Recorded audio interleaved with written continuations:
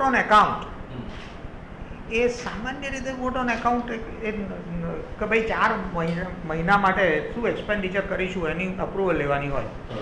એને બદલે ચિદમ્બરમે vote on એકાઉન્ટનું રિસર્ચનું budget એ કર્યું અને એની અંદર થોડા મેજર્સ પણ લીધા કે જે કોન્સ્ટિટ્યુશનલી પરમિટેડ હતા.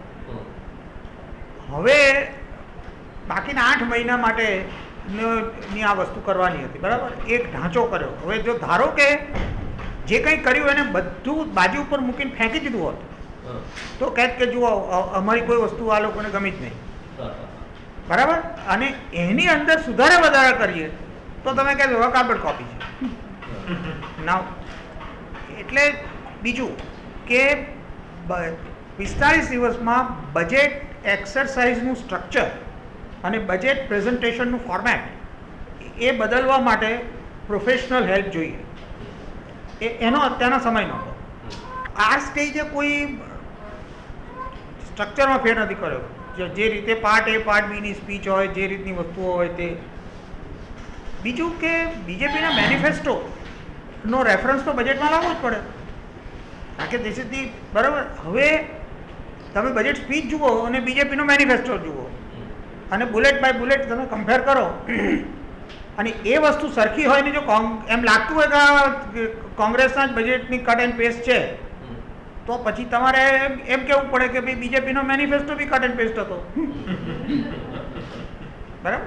સો આઈ મીન એટલે ધેરફોર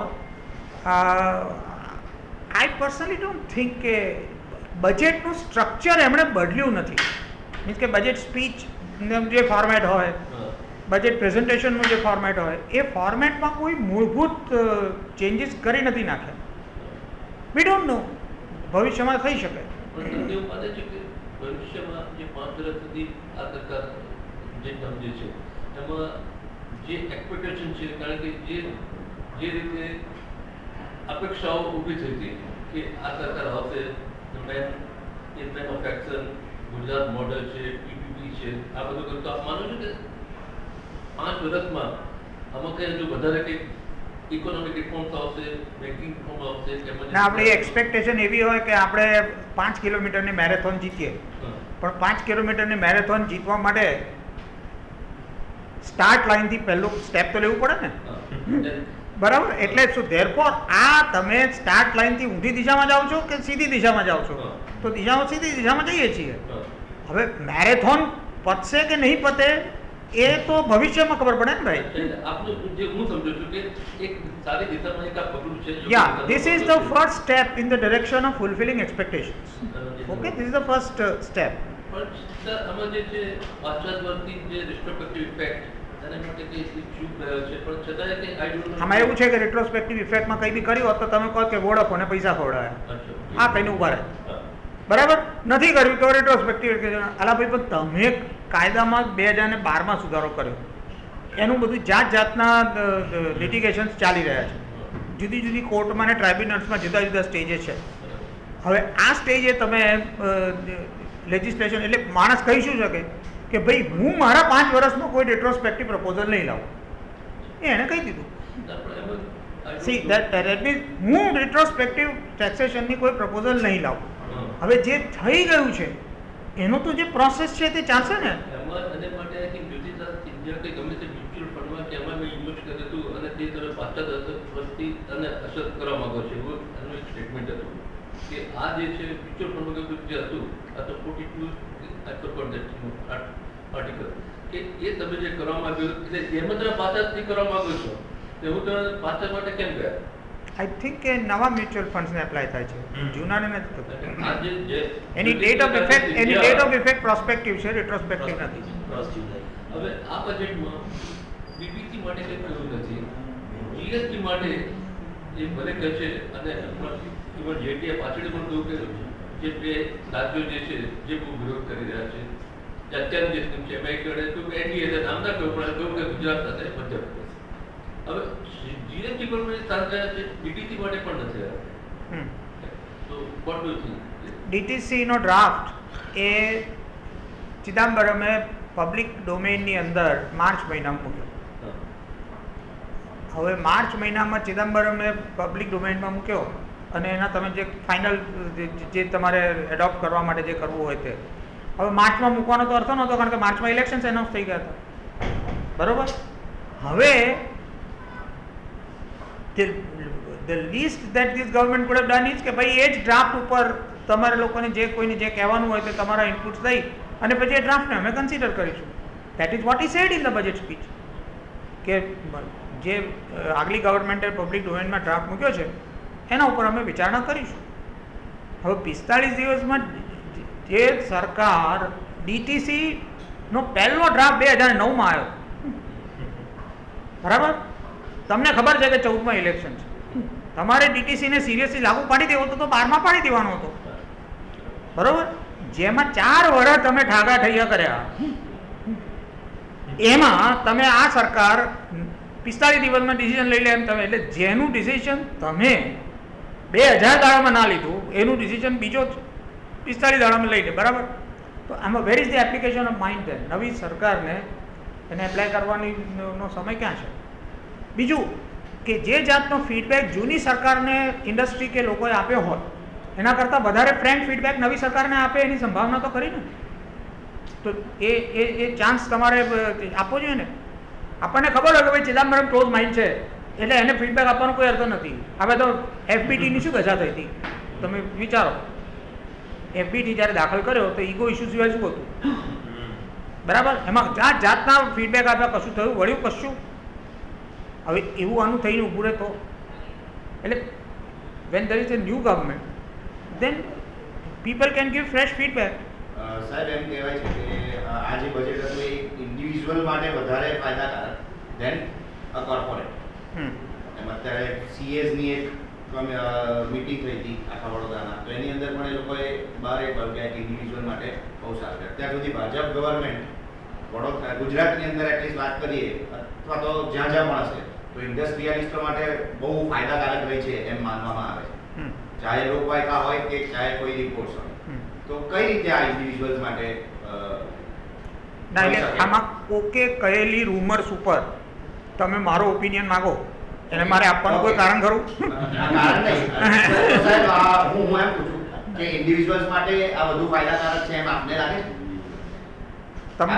તમને પોતે જે ટેક્સ ભરવાનો છે એમાં ફેર પડ્યો થોડો, એટલે જે મર્યાદા વધી. એટલે કોંગ્રેસ યુપીએ ગવર્મેન્ટના કયા બજેટમાં આનાથી વધારે ફેર પડ્યો હતો? એ તો ના, તો સાહેબ દર ગવર્મેન્ટ જ્યારે નહીં, યુપીએ 10 બજેટ રજૂ કર્યા ભાઈ. 10 માંથી કયા બજેટમાં, સિંગલ બજેટમાં આટલો ફાયદો કોમન ટેક્સ પેયરને થયો છે? એ મને તમે જાતે કહો. એટલે ટેક્સ એટલે અમારી મર્યાદામાં વધારો કર્યો એ રીતે, એટલે આ એક ઇન્ડિવિડ્યુઅલને ફાયદો થયો? ઇન્ડિવિજ્યુઅલ એટલે ના, પણ એક ઇન્ડિવિડ્યુઅલને ફાયદો થયો કે આનું કહેવાનું એવું છે કે ભાજપે જે બજેટ રજૂ કર્યું છે એટલે જે કર્યું છે એ કોર્પોરેટ હાઉસિંગને એમની જરૂરિયાતને ધ્યાનમાં રાખીને કર્યું છે. અને એટલે દેટ ઇઝ વોટ ઇઝ કે વોટ ડુ યુ થિંક કે ભાઈ જે કોર્પોરેટ હાઉસિંગને આપણા દેશમાં અત્યારના આર્થિક મંદી છે એ કયા સેક્ટરને કારણે છે? એ ઇન્ડસ્ટ્રીયલ સેક્ટરને કારણે છે. આજે છેલ્લા 2 વર્ષમાં ગ્રોથ રેટ જે સેક્ટરનો નથી થયો એ ઇન્ડસ્ટ્રીયલ નથી થયો, બરાબર. સો ધેરફોર તમારે બજેટમાં ઇન્ડસ્ટ્રી સેક્ટર ઉપર જો ધ્યાન ના રાખો તો તમે ઇકોનોમી મંદીમાંથી બહાર કેવી રીતે આવશો? So therefore the focus had to be on the industry. હવે ઇન્ડસ્ટ્રી ઉપર ફોકસ કરો તો નેચરલી કોર્પોરેટ હાઉસીસને જ ફાયદો થવાનો. અચ્છા જીતેન્દ્રભાઈ, આપનું શું કહેવું છે જે રીતે જ્યારે કે આખું પ્રોજેક્ટ જે કરીને મહાકુંભ કરવાનો છે એક કોઈ સ્કીમ છે ને ત્યારે અને કરીને કોન્ટિનેન્ટલ ડાયમંડ કોર્પોરેટર, હા તેને મળે તમારું જે એલોકેશન જ ન પૈસા ન હોય, તમે મેટ્રો પ્રોજેક્ટના પૈસા ન હોય તો તમે અમદાવાદથી મુંબઈથી તમે શરૂ કરો, એનાથી કોઈ પર્પસ થવાનો ખરો? યોજનામાં આ બુલેટ ટ્રેન બંધ કરવાની વાત કરે છે, it is not economically viable. Basically 2 વસ્તુ છે કે તમારી જે રેલવે સિસ્ટમ છે 65,000 કિલોમીટર લાંબી રેલવે છે આપણે, 26,000 પેસેન્જર કોચીસ છે, 2.7 લાખ માલગાડીના ડબ્બા છે અને 9,500 એન્જિન છે. દુનિયાની મોટામાં મોટી રેલવે નેટવર્ક છે. હવે એ નેટવર્ક આજે લગભગ બોટલનેકિંગના સ્થિતિમાં છે. જે ગુડ્સ કેરિયરનો શેર છે રેલવેનો એ ઘટતો જાય છે. પેસેન્જર ટ્રાફિક એ રોજ આપણી રેલવે આખા ઓસ્ટ્રેલિયાની વસ્તી જેટલા પેસેન્જર ને ફેરી કરે છે. 2.7 કરોડ પેસેન્જર રોજ રેલવે મુસાફરી કરે છે. એટલે આ સિસ્ટમ હવે કેટલી ચાલશે? આવનાર સમયમાં તમારી પાસે વિકલ્પ કાં તો અન્ય વિકલ્પો, દાખલા તરીકે એર ટ્રાફિક ઊભો કરવાની, જે બહુ કોસ્ટલી છે. વોટરવેઝની શરૂઆત કરી છે, દેટ ઇઝ અગેન માર્જિનલ.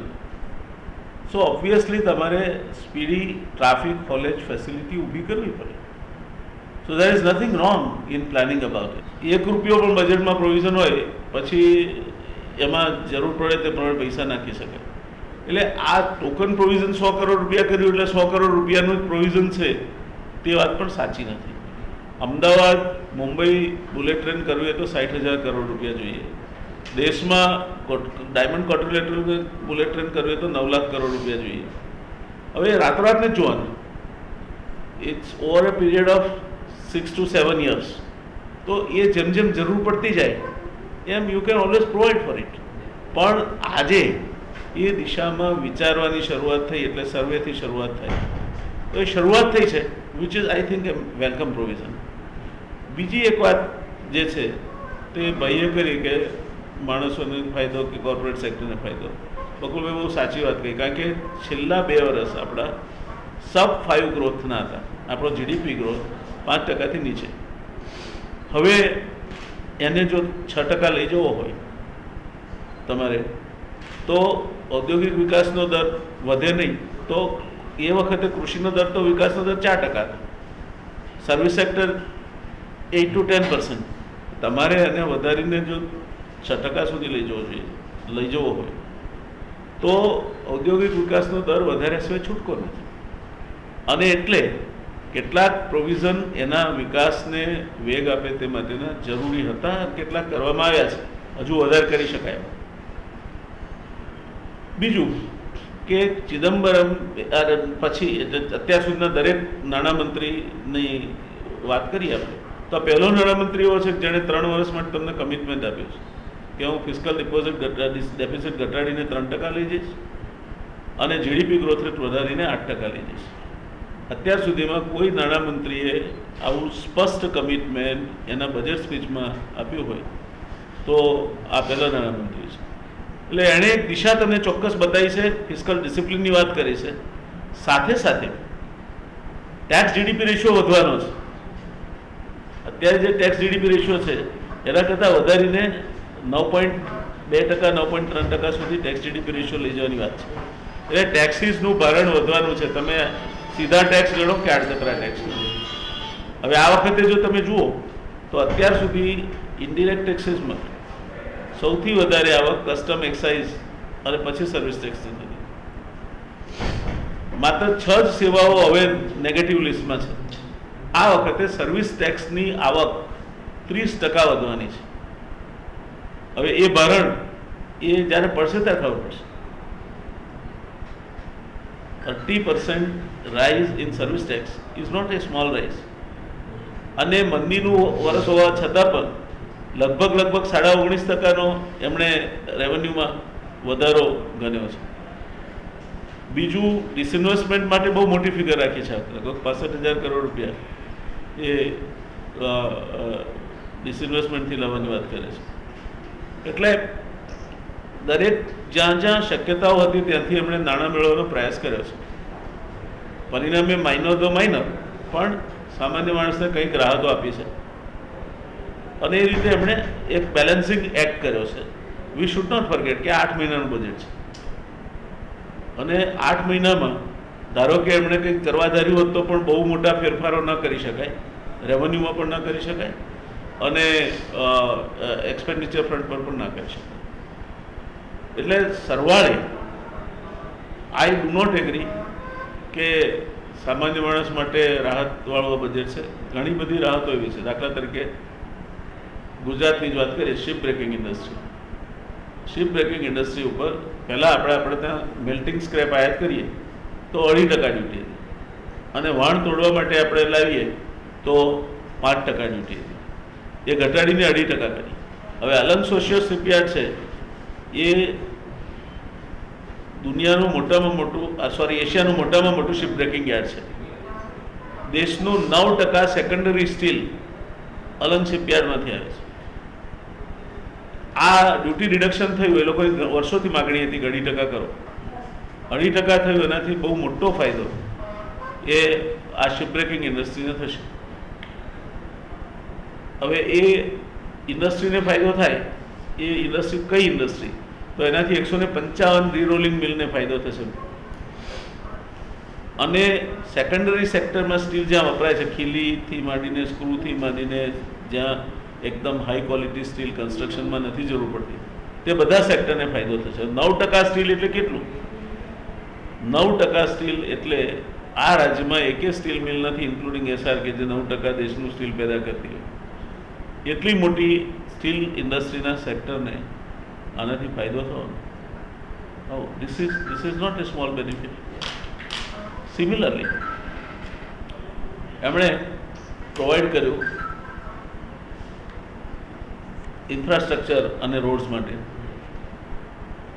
તમે ઇન્ફ્રાસ્ટ્રક્ચર, સ્માર્ટ સિટી અને હાઉસિંગ બધું ભેગું કરો તો લગભગ કન્સ્ટ્રક્શન રિલેટેડ એરિયા માટે 60,000 કરોડ રૂપિયાનો અંદાજ 8 મહિના માટે છે.